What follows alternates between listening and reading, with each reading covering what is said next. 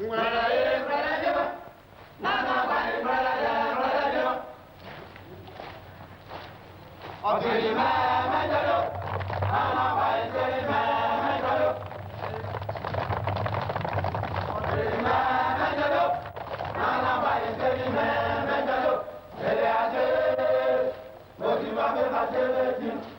nom est Augustin Houphouët Abdoulaye Thiam.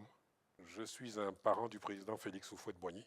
Mon père s'appelait Amadou Thiam et ma mère Marietou Sow. Mon arrière-grand-mère maternelle était la petite sœur de la mère de Félix Houphouët-Boigny.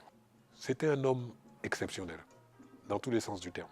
Un monsieur tellement riche qu'il y a autant d'Houphouët-Boigny que de témoins de la vie d'Houphouët-Boigny. Personne ne peut à ce jour dire « je connaissais Houphouët-Boigny » ou « je cernais Houphouët-Boigny ».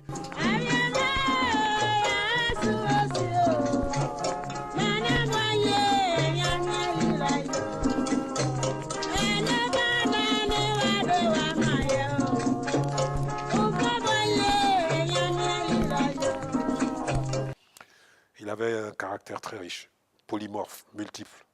Toute proportion gardée, plus puissant qu'Houphouët-Boigny, je n'ai pas vu. Financièrement, politiquement, spirituellement, mais plus humble aussi, je n'ai jamais vu. Et je crois que c'était sa qualité majeure. C'est ça qui conditionne toute sa personne. À l'époque d'Houphouët-Boigny, je disais souvent qu'il était plus facile de rencontrer Houphouët-Boigny que certains de ses ministres. Il était ouvert à tout le monde. Il recevait sans rendez-vous beaucoup de gens. Il suffisait de s'asseoir chez lui et d'être patient. Il finissait toujours par vous recevoir. C'est ce que j'appelle l'humilité. Il n'arrive pas à vous voir. Ah bon. Il voulait vous voir. Ouais. Je vais me parler. J'ai rarement vu quelqu'un aussi avec une aussi grande capacité d'écoute.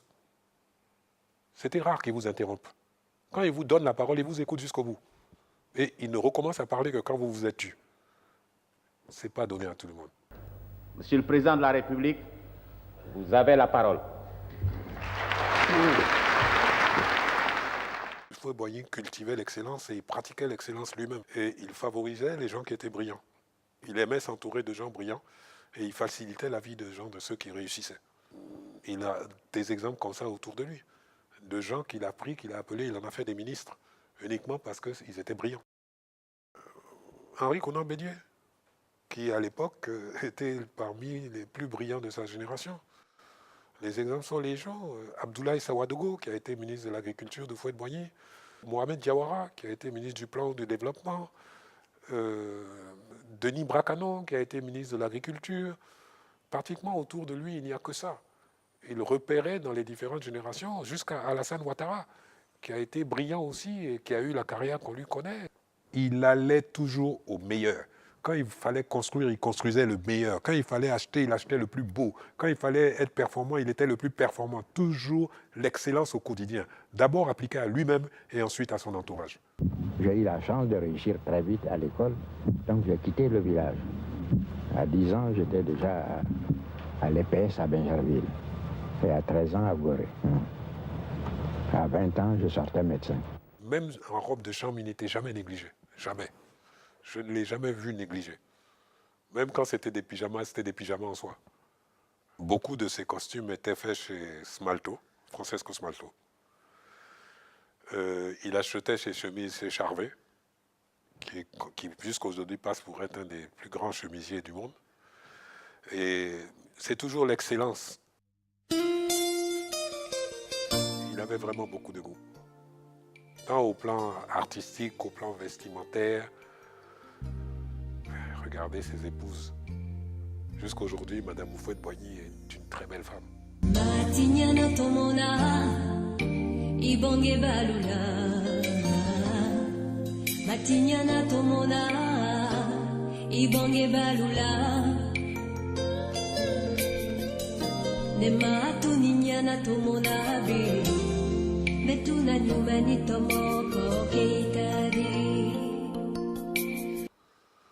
Oui, c'était un paysan, c'était un agriculteur.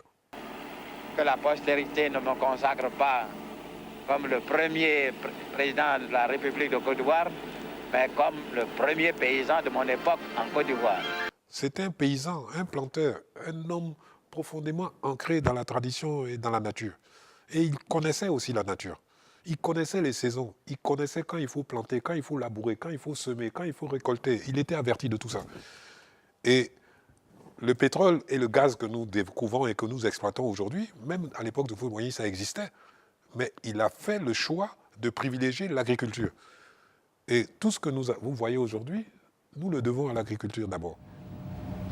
Nous n'avons jamais vendu 1 litre de pétrole, 1 kilo de fer, de cuivre, de manganèse, d'uranium.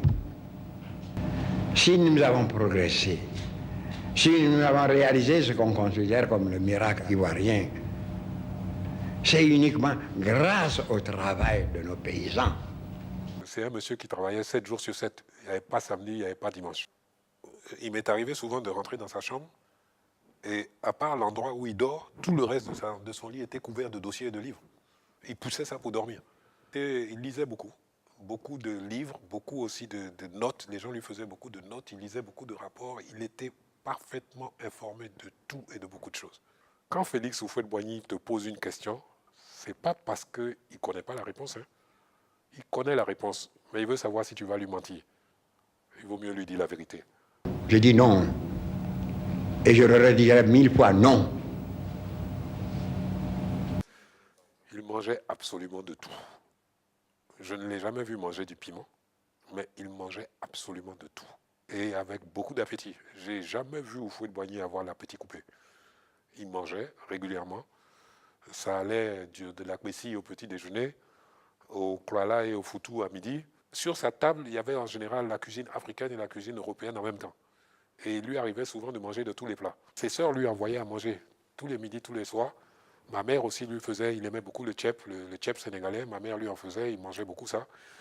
Et quand il allait en Europe, il partait avec ses mortiers, ses pilons pour manger du foutou partout où il se trouvait, en Suisse, à Paris, partout. Il regardait la télé, la RTI. Il affectionnait, par exemple, à l'époque, il y avait Simon Templar, le Saint.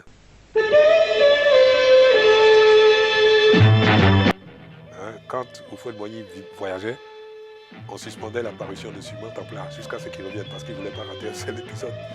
Oui, il regardait la télé, il suivait les informations. Il regardait aussi la boxe. C'était un fanat de boxe. Marie Konaté, je ne sais pas, vous n'avez pas connu à l'époque, peut-être vous étiez trop jeune. Marie Konaté, Jean-Claude Marcel avait dit qu'il boxerait ce soir en pensant tout d'abord au premier de ses supporters, le président de la République, son Excellence Félix Houphouët-Boigny, qui n'a cessé à aucun instant de le supporter. Il penserait tout d'abord à lui et puis à ces milliers de supporters ivoiriens. Nous avons été plusieurs fois à 2 doigts d'avoir des championnats d'Afrique. Et le Zimbabwe a presque sonné. Je reviens à ce fameux Marie Konaté que Houphouët-Boigny finançait et puis il n'y avait pas de résultat. Quand je lui ai posé la question, je lui ai dit, mais tonton, qu'est-ce qu'il y a la boxe? Il dit, mon fils, la boxe, c'est un homme comme un homme.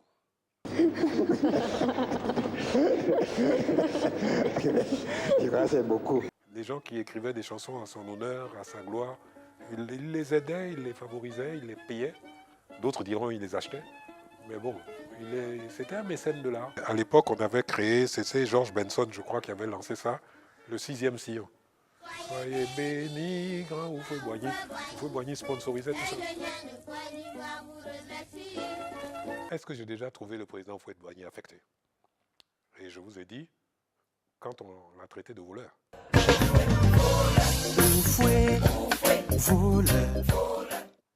Houphouët-voleur, ça l'a affecté.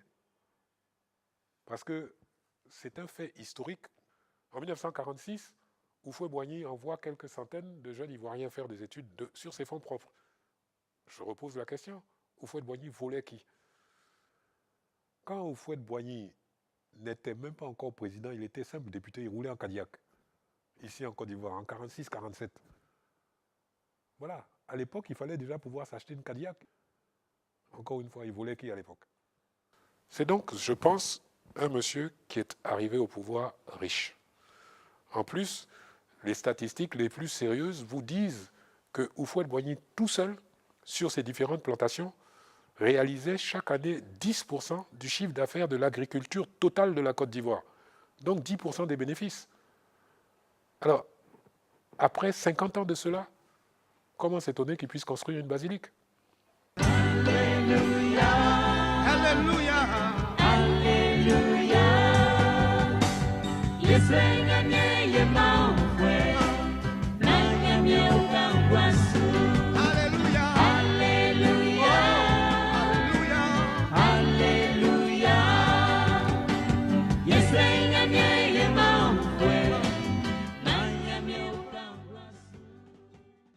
Vous savez, quand vous parlez de l'attachement d'Houphouët-Boigny, alors Houphouët-Boigny en tant qu'individu n'était pas attaché personnellement à l'or.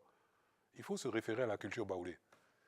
L'or a une valeur refuge, mais l'or chez nous aussi a une valeur de fétiche.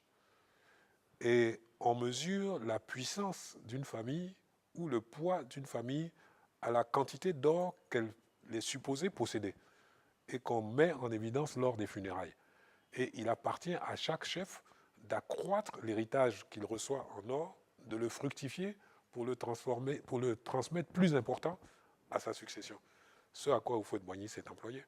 Mais lui-même, personnellement, il ne faut pas croire que Houphouët-Boigny adorait l'or, simplement par vice. C'était beaucoup plus par obligation morale et culturelle.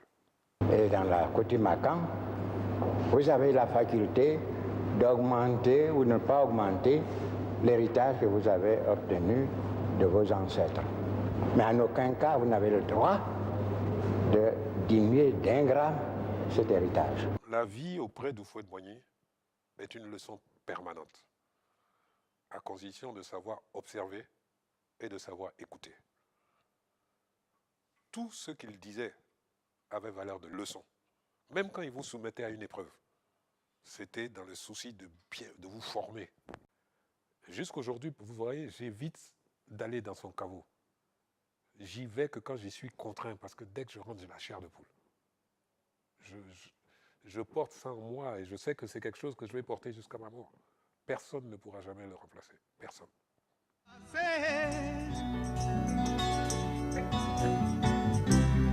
Houphouët-Boigny, yeyo amor, estranhamiento canguançu, o acre ule chicla,